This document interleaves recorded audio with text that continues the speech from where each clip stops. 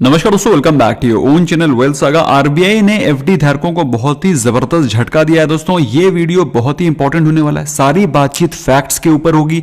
Video पसंद आए अपने फ्रेंड्स को, अपने रिलेटिव्स को शेयर करना मत भूलिएगा। आरबीआई के डायरेक्शंस को जानने से पहले कुछ फैक्ट्स मैं आपके साथ डिस्कस कर देना चाहता हूं। सबसे पहली चीज, जो present prevalent rates of FD हैं इंडिया में, अगर हम लोग प्राइवेट सेक्टर बैंक के बारे में बातचीत करें तो अप्रॉक्सीमेटली 5% के आसपास है।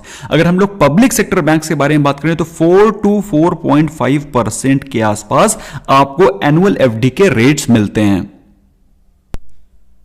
ऑन दी कॉन्ट्रेरी, अगर हम लोग बात करें इस समय इन्फ्लेशन क्या चल रहा है दोस्तों, तो इन्फ्लेशन का रेट इसमें 5 से ऊपर ही चल रहा है, अराउंड 6 to 7। इनफैक्ट सितंबर 2020 में ऑलमोस्ट 7.5 के आसपास पहुंच गया था। तो कहने का मतलब क्या है, अगर इन्फ्लेशन 7% के आसपास चल रहा है और एफडी का रिटर्न 4.5% है, तो जितना भी आपने एफडी करके बैंक में रखा हुआ है उसमें आपको 5% का रिटर्न नहीं मिल रहा है, बल्कि आपको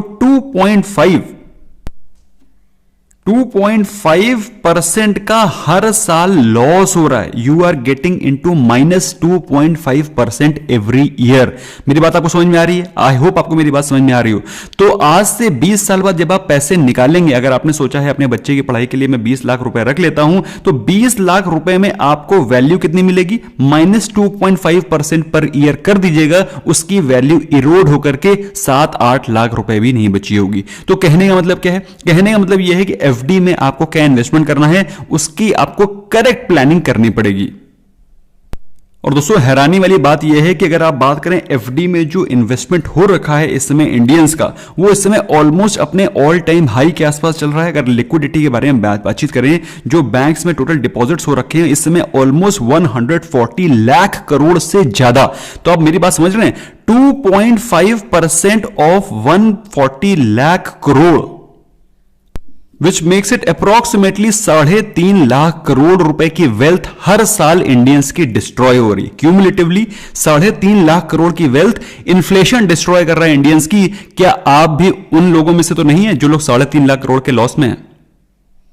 दोस्तों आगे की बातचीत बढ़ाएं, पहले तो आरबीआई के जो रीसेंट रूल्स हैं एफडीआई के या फिर टर्म डिपॉजिट्स के, उसके बारे में बातचीत कर लेते हैं। आरबीआई ने कहा है, as per new rules customers will have to bear the loss in terms of interest in saving if he or she has not claimed FD even after maturity. मतलब आपकी मैच्योरिटी हो गई है लेकिन आपने बैंक से क्लेम नहीं किया है, अपने इंटरेस्ट को क्लेम नहीं किया, अपने अमाउंट को क्लेम नहीं किया है, तो आपको as a customer you will get the interest, but you will get the interest of rate of interest as applicable to a saving account or the contracted rate of interest on the mature TD whichever is lower। मतलब अगर आपने, आपका कोई भी term duration है जिस duration के लिए आपने एफडी किया है, आपने उसको क्लेम नहीं किया, तो as against FD and saving rate of return जो भी लोअर है वो रेट ऑफ रिटर्न आपको मिलना शुरू हो जाएंगे। अब आपका कहना होगा कि हम लोग तो उसको मैच्योर में पिकअप नहीं करते हैं या फिर भूल जाते हैं। तो दोस्तों जिस भी ड्यूरेशन के लिए आप लोग भूल जाते हैं उस ड्यूरेशन का रेट ऑफ इंटरेस्ट भी आप या तो भूल जाइए मतलब सेविंग, ऑफ कोर्स अगर आपने एफडी करा रखी है और सेविंग सेविंग अकाउंट वाले इंटरेस्ट की बातचीत की जाए तो ऑफ कोर्स सेविंग का जो अकाउंट का रेट ऑफ इंटरेस्ट है वो कम ही होगा। तो बेसिकली आपको कम रेट ऑफ इंटरेस्ट मिलेगा अगर आपने अपने अमाउंट को क्लेम नहीं किया। अब बात आती है आरबीआई ने डिसीजन लिया क्यों दोस्तों, क्योंकि आपको जानने में यह हैरानी होगी कि जो लोग हैं इंडिया के लोग, दे आर सो लैकडासिकल और अपने फाइनेंशियल एजुकेशन को लेकर के इतना ज्यादा बैकवर्ड हैं कि 2017 में जो टोटल अनक्लेम डिपॉजिट्स थे वो थे 14,307 करोड़, जो कि बढ़ के FY19 में हो गए थे 18,380 करोड़। बेसिकली FY19 में जो 14,307 करोड़ का अनक्लेम्ड डिपॉजिट्स का अमाउंट था वो बढ़ के 18,380 करोड़ हो गया। अब दोस्तों इस प्रकार से अगर कैपिटल बढ़ता रहेगा तो बैंक्स को तो इंटरेस्ट देने में लॉस ही है ना। तो इसलिए उन्होंने कहा भाई अगर कोई आदमी इंटरेस्टेड नहीं है तो जो सेविंग रेट ऑफ रिटर्न्स हैं वो उनको दिए जाएंगे।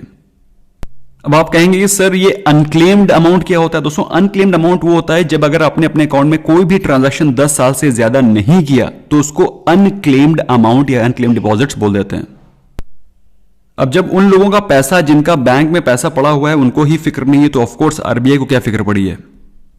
तो दोस्तों इस वीडियो को बनाने से मेरा सिर्फ एक ही मकसद ये था कि आपको जो भी इन्वेस्टमेंट करना है आपको ये मेक श्योर करना है कि आप लोग एटलीस्ट इन्फ्लेशन को बीट कर सकें। अगर इन्फ्लेशन 7% के आसपास चल रहा है तो you have to make sure that you are able to grow your wealth at least more than what inflation is doing, ताकि कम से कम अगर आपका पैसा नहीं बढ़ पा रहा है तो कम से कम आपकी वेल्थ डिस्ट्रॉय तो ना हो, जो कि 3.5 लाख करोड़ ये टोटल डिपॉजिट्स में से 3.5 lakh crore on every year basis destroy हो रही है। तो दोस्तों आई होप आपको ये वीडियो पसंद आया होगा। अगर आपका क्वेश्चन ये है कि सर किस इंस्ट्रूमेंट में इन्वेस्ट करें, तो दोस्तों अगर आप स्टॉक्स में इन्वेस्ट करते हैं तो वहां पर जनरली जो एवरेज रिटर्न आता है 12 to 15% in blue chip stocks. अगर आप म्यूचुअल फंड्स के बारे में बात करें तो अच्छे म्यूचुअल फंड्स आपको 10 to 12% के आसपास के रिटर्न दे देते हैं। दोस्तों बेस्ट म्यूचुअल फंड्स कौन से हैं, बेस्ट स्टॉक्स कौन से हैं, उसके बारे में हम लोग रेगुलरली वीडियोस बनाते रहते हैं। लेकिन जब कभी भी किसी भी इंस्ट्रूमेंट में इन्वेस्ट करना है अपने फाइनेंशियल एडवाइजर की एडवाइस डेफिनेटली ले, end of course do your own research before making any fresh investment.